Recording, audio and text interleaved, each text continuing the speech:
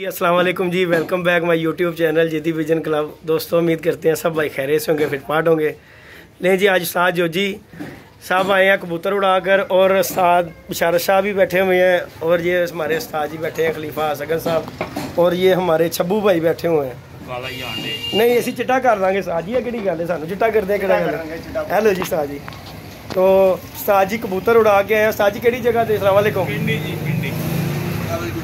अस्सलाम वालेकुम उस्ताद जी।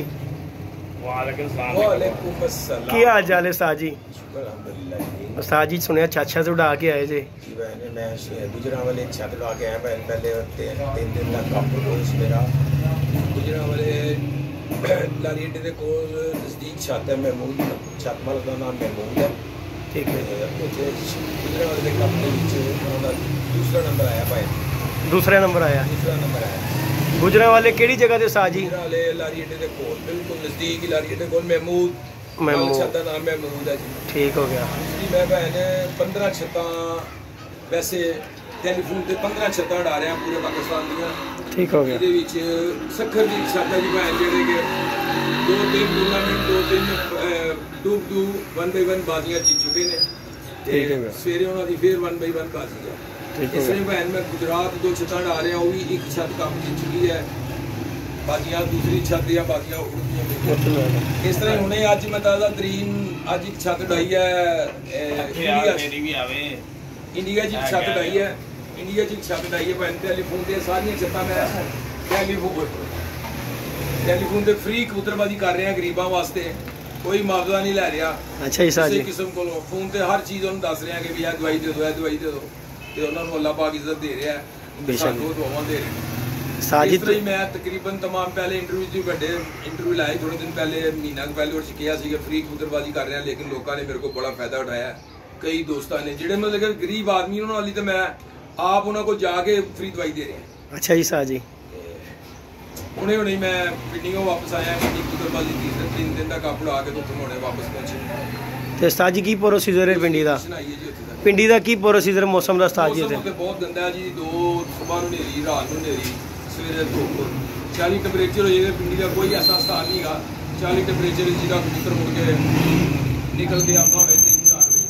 अच्छा टेंपरेचर पै जाए तो 2-3 बजे छत्तां बुक हो जानियां। उस तरह पिंडी के कबूतरबाजां दियां बहुत लंबियां हवावां ने।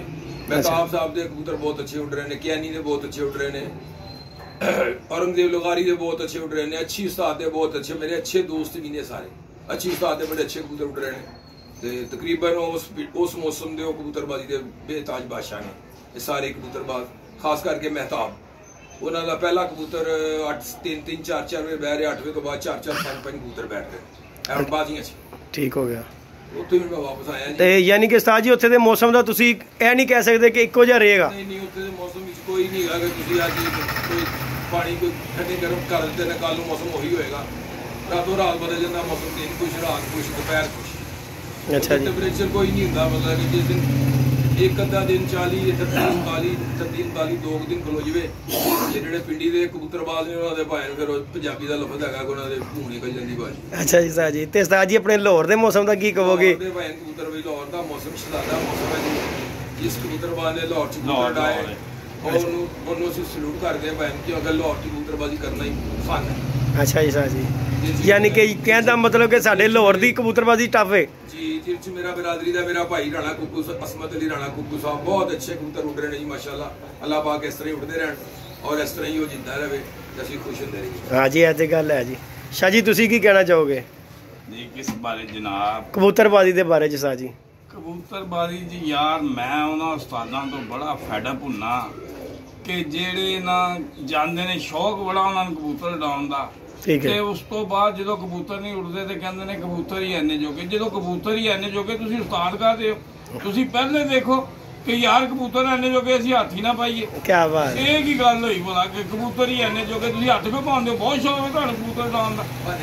ਹਾਂ ਇਹ ਤੇ ਬੜੀ ਗੱਲ। ਕਬੂਤਰਾਂ ਨੂੰ ਉਡਾਉਣ ਲਈ ਪਹਿਲੇ ਮਾਲਕ ਨੂੰ ਪੁੱਛੋ ਇਹਨਾਂ ਦੇ ਅੰਦਰ ਵੀ ਕੋਈ ਛੁੱਟਿਆ ਹੈ ਕਿ ਨਹੀਂ। ਹਾਂ ਇਹ ਸਭ ਤੋਂ ਪਹਿਲੇ। ਕਬੂਤਰ ਇੱਥੇ ਕਹਿੰਦੇ ਨੇ ਬਾਜੀ ਤੋਂ 10 ਦਿਨ ਪਹਿਲੇ ਖੁਰਾਕ ਦੇਣੀ ਸ਼ੁਰੂ ਕਰ ਦਿਓ। ਉਹ ਭਲਵਾਨ ਇੱਕ ਕੁਸ਼ਤੀ ਘੁਲਦਾ, ਉਹਨੂੰ ਤੁਸੀਂ ਕਹੋ 4 ਦਿਨ ਇਹਦੀ ਕੁਸ਼ਤੀ 'ਚ ਰਹਿ ਗਏ, ਇਹਨੂੰ 10 किलो गोश्त 5 किलो गोश्त खावे ਉਹਨੂੰ ਟੱਟੀਆਂ ਹੀ ਲੱਗਣੀਆਂ ਨੇ। ਹਾਂਜੀ ਇਹ ਬੜੀ ਗੱਲ ਹੈ ਕਿ ਕਬੂਤਰ ਨੂੰ ਜਿਸ ਵੇਲੇ ਤੁਸੀਂ ਪਟਾਈ ਕਰਦੇ ਹੋ ਨਾ, ਪਟਾਈ ਤੋਂ ਤੁਸੀਂ ਕਬੂਤਰ ਦੇ ਅੰਦਰ ਕੋਈ ਮਾਵਾ ਸੁੱਟਣਾ ਸ਼ੁਰੂ ਕਰੋ, ਕੋਈ ਤੇਜ਼ੀ ਕੋ ਸ਼ੁਰੂ ਕਰੋ ਉਹਦੇ ਅੰਦਰ ਸੁੱਟਣਾ। ਹਾਂਜੀ ਕਬੂਤਰ ਨੂੰ ਵੀ ਪਤਾ ਲੱਗੇ ਕਿ ਅਸੀਂ ਉੱਡਣਾ ਤੇ ਉੱਡ ਕੇ ਆਣਾ।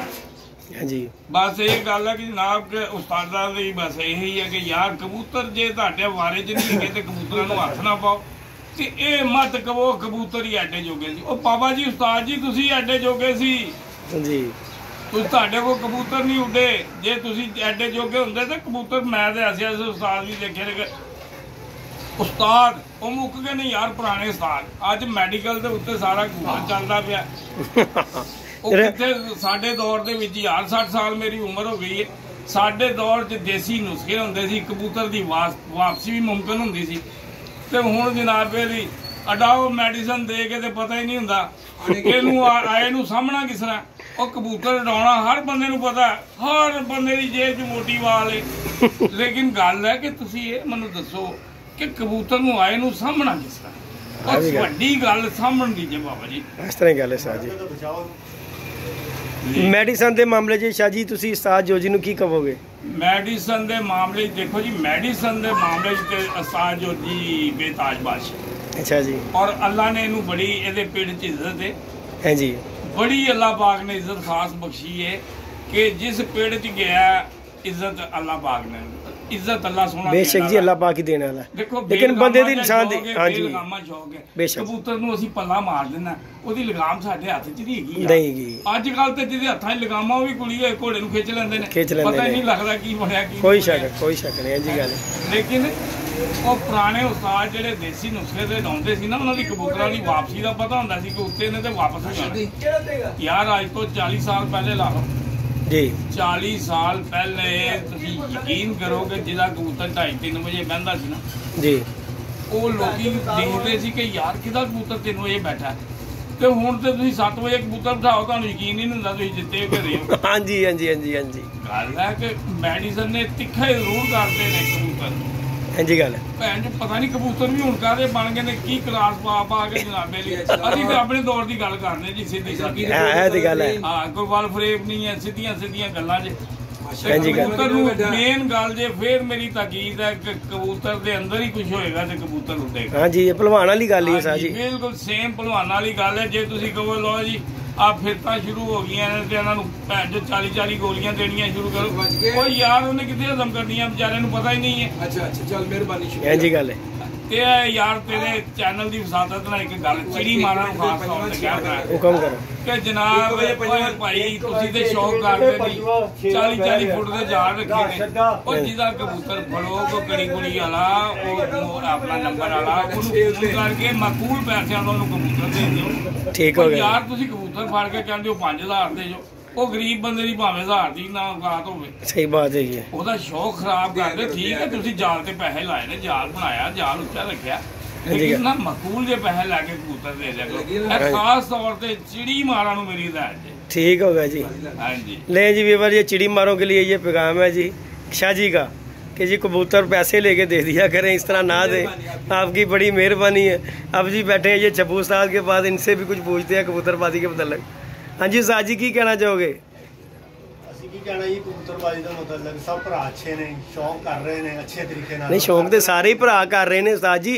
कोई गर्मी दे कोई कबूतर दे मामले दसो कि एहो जी गर्मी जिहड़ी पै रही है ਇਹਦਾ ਕੀ ਜਿਹੜੀ ਇਸ ਟਾਈਮ ਪੈ ਰਹੀ ਹੈ ਉਹਦੇ ਹਿਸਾਬ ਨਾਲ ਕਬੂਤਰਬਾਜ਼ੀ ਕੁਝ ਉਸਤਾਦ ਅੱਛੇ ਨੇ ਜਿਹੜੇ ਕਬੂਤਰਬਾਜ਼ੀ ਦੇ ਲਾਇਕ ਹੈ ਨੇ ਗਰਮੀ ਦੇ। ਠੀਕ ਹੋ ਬਾਕੀ ਦੇ ਸਿਰਫ ਫੋੜੇ ਨਿਕਲ ਆਉਂਦੇ ਨੇ ਜਦੋਂ ਚੇਤਰ ਹੁੰਦਾ ਹੈ।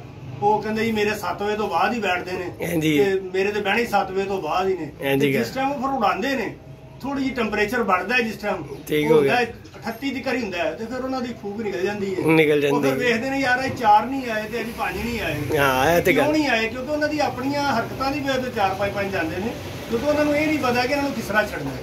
ਜਦੋਂ ਛੱਡਣ ਦਾ ਪਤਾ ਚੱਲ ਜਾਏਗਾ ਤੇ 5 ਦੇ ਉੱਤੇ 1 ਹੀ ਰਹੇਗਾ, 4 ਆਣਗੇ ਜ਼ਰੂਰ। ਯਾਨੀ ਕਿ ਕਬੂਤਰ ਨੂੰ ਪੂਰਾ ਵੇਖ ਪਰਖ ਕੇ ਛੱਡਿਆ ਜਾਵੇ ਫਿਰ ਉਸਤਾਦੀ ਹੈ ਕਬੂਤਰਬਾਜ਼ੀ ਦੀ। ਸਿਰਫ ਹੈਗੀ ਹੈ ਕਬੂਤਰਾਂ ਨੂੰ ਦੇਖਣਾ। ਹਾਂਜੀ ਗੋਲੀ ਤੇ ਹਰ ਬੰਦਾ ਹੀ ਦੇ ਲੈਂਦਾ ਸ਼ਾਹ ਜੀ, ਜਿਹੜਾ ਸਮਝੇਗਾ ਗੋਲੀ ਤੇ ਹਰ ਬੰਦੇ ਬੱਚੇ ਨੂੰ ਵੀ ਦੇ ਦਿਓ ਤੇ ਉਹ ਵੀ ਦੇ ਦੇਗਾ ਲਿਆ ਕੇ। ਮੇਰੇ ਕੋਲ ਢੇਰ ਲੱਗਾ ਪਿਆ ਦੇ ਦੇਣਾ, ਜਿਹੜਾ ਮਰਜ਼ੀ ਉਸਤਾਦ ਆਣ ਕੇ ਲਈਏ। ਇੱਥੇ ਗੋਲੀਆਂ ਦਾ ਕੋਈ ਗੱਲ ਨਹੀਂ ਹੁੰਦੀ। ਹਾਂ ਜੀ ਗੋਲੀਆਂ ਫਾਲਤੂ ਹੁੰਦੀਆਂ ਨੇ ਲੇਕਿਨ ਗੋਲੀਆਂ ਦੇਣ ਦਾ ਤਰੀਕਾ ਸਿੱਖੋ।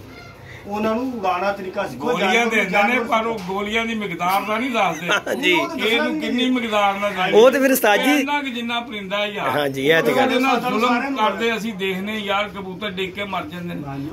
ਤੁਸੀਂ ਉਹਦੇ ਤੇ ਰਹਿਮ ਕਰੋ, ਉਹਨੂੰ ਉਹਦੇ ਹਿਸਾਬ ਨਾਲ ਬਸ ਕਬੂਤਰ ਨੂੰ ਜਿਹੜਾ ਸਮਝੇਗਾ ਉਹੀ ਕਬੂਤਰ ਆਏਗਾ, ਜਿਹੜਾ नहीं समझेगा वो हमेशा ही धक्के खाएगा। ले जी वीवर, ये था जी छब्बू उस्ताद का भी पैगाम और उस्ताद जोजी ने अपना दे दिया जी इंटरव्यू कबूतरबाजी। एक मेडिसन के बादशाह उस्ताद जी उड़ा के पिंडी में भी कबूतर आए हैं, आज ही आए हैं, तो मैंने कहा चलें उस्ताद जी का कोई इंटरव्यू हो जाए कबूतरबाजी के मामले में। लेकिन उस्ताद जी कह रहे हैं लाहौर है, लाहौर की कबूतरबाजी सबसे बेस्ट है। पिंडी के मौसम का कोई पता नहीं, अभी कुछ है, थोड़ी देर बाद कुछ है कि नहीं। उस्ताद जी की कहना है फलदार नहीं, जगह हमवार नहीं, पिंडी के लोग वफादार नहीं। अच्छा जी उस्ताद जी, अच्छा जी है तुसी पिंडी दे लोग उस्ताद जी फिर वेख के आए जे जी सर। अच्छा जी एंड ते पुछ लो ना कोई ऐसी गल की कोई शेर ला दो ना किसी किस्म दा उस्ताद जी हो जाए। सारा जग हो जाए वैरी अपने हो जन पराए, सारा जग हो जाए वैरी अपने हो जन पराए। उस्ताद जो जी नहीं हरदा जिन्नू रब रसूल ना हराए। क्या बात है जी, क्या बात। माशाल्लाह बड़े अच्छे कमेंट ले जी उस्ताद जो जी ने शेर सुनाया। और जी ये दुकान पे बैठे थे छब्बू भाई की, ये देखें कबूतर शबूतर भी रखे हुए हैं, दाने शाने का भी इंतज़ाम है। मैं आया था उस्ताद जी के बाद, मैंने कहा चले इंटरव्यू लेते हैं, उस्ताद जी भी आज कबूतर उड़ा के आए हैं, चलें कुछ शुगल मिले की वीडियो डालते हैं। कमेंट्स में बताइएगा जी, वीडियो को लाइक कीजिएगा, शेयर कीजिएगा, सब्सक्राइब करना बिल्कुल नहीं मिलना। मिलते हैं नई वीडियो नए कॉन्टैक्ट के साथ, इजाजत दीजिएगा। यही मंगीदा कि सब्सक्राइब कर दियो। हाँ जी, क्योंकि एक बंदा मेहनत करता उन्होंने कोई फल तो मिले ना। ले जी वीवर जी उस्ताद जी ने भी कह दिया आपके कोई पैसे भी नहीं लगने सब्सक्राइब करते हुए। नहीं जी इजाजत दीजिएगा जी, अल्लाह हाफिज। अल्लाह।